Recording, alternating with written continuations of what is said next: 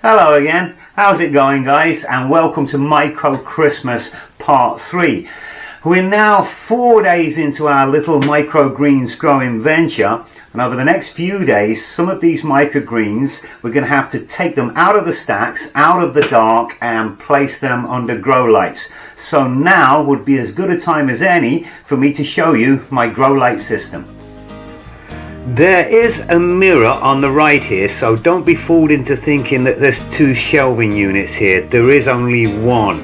Now this shelving unit is a 5 shelf unit, of which we use 4 of the shelves, and each shelf is 2 feet by 4 feet in size. On the top shelf I've got a 75 watt full spectrum grow light made by a company called Y-Grow. It cost me $40. I got it from Amazon and it's the newest one that I have. On the next shelf down I have a 32 watt integrated grow lamp by a company called Ingo. I also got this from Amazon. I've had it about a year and it cost me $30. On the third shelf down, a little bit old-fashioned, we have 2 trouble lights using 6500K 1500 lumens CFL bulbs. I've been using this system for years now with no problems whatsoever. And on the bottom shelf is the first grow light that I ever bought. I got this from the Home Depot. It's a 32 watt grow light and I paid $60 for this. Yes, I overpaid, but that's okay. I own it and it does get used. So let's see how our microgreens are doing after 4 days. And first up here we have the fenugreek. It's kind of made the paper go a little bit yellow, but this is pushing up really good now, and really pleased with this. This was right out of a bag, right from the supermarket. And next up we have the radish. Now we have something going on here with the radish. I'm going to put this to one side and we'll look at that one in a minute. And then we have this is the flax. Now the flax, I don't know, it's not growing as fast as the other stuff is, but I haven't grown it before. I don't know if it's one that grows a little bit slower. I am going to give this a little bit of a spray down though.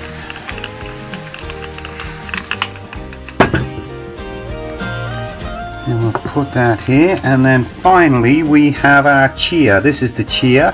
This was the finest seed of them all. Now I'm only going to put 2 of these back for now, which will be the flax and the chia, and we'll come to these 2 in a minute.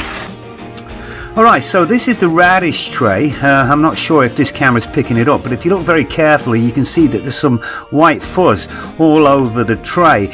Now a lot of people think this is mould. It looks like mould, and they get put off and they kind of just sling the whole tray of microgreens thinking that there's something gone wrong.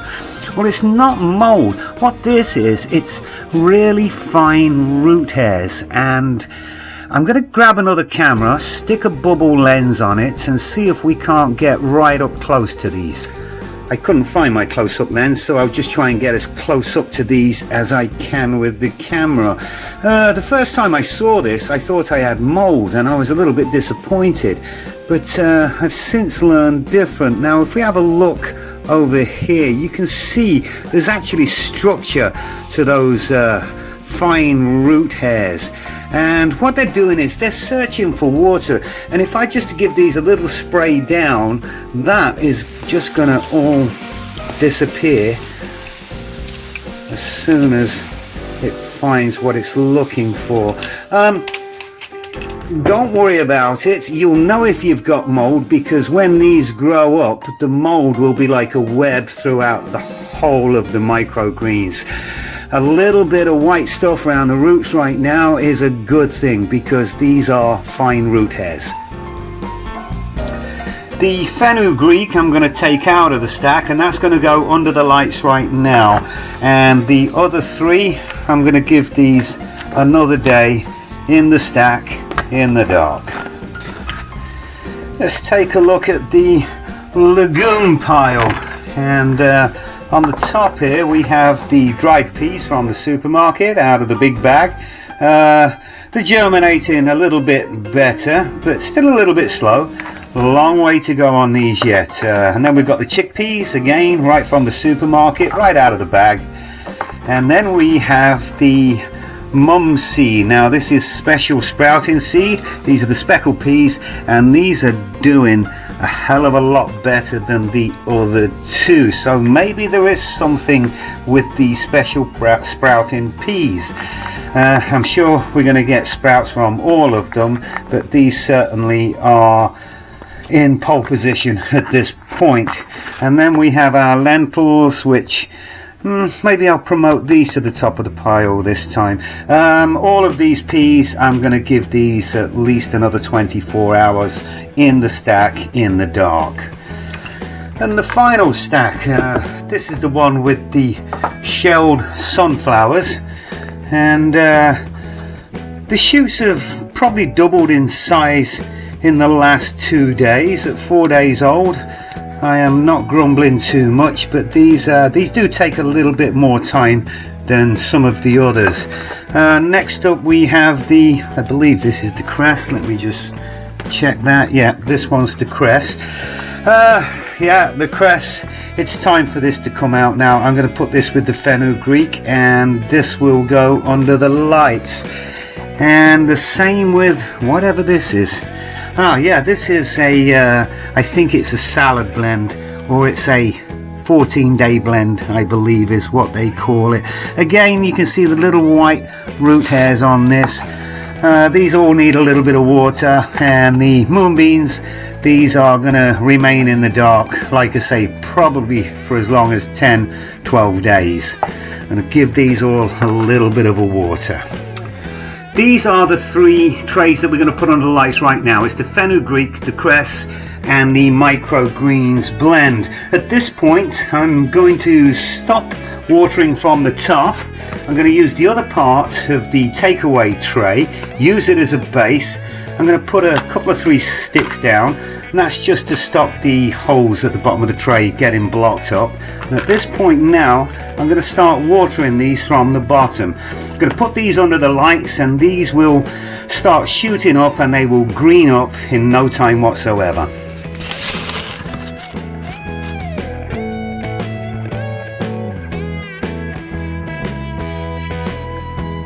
And an update on the sprouts after 2 days.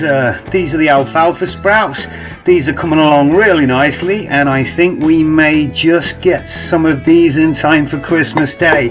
As far as the gourmet blend goes, these are very slow to germinate. They have germinated, but they're very slow. As far as sprouts for Christmas Day from these goes, I think I've got more chance of getting my arse kicked by a snake.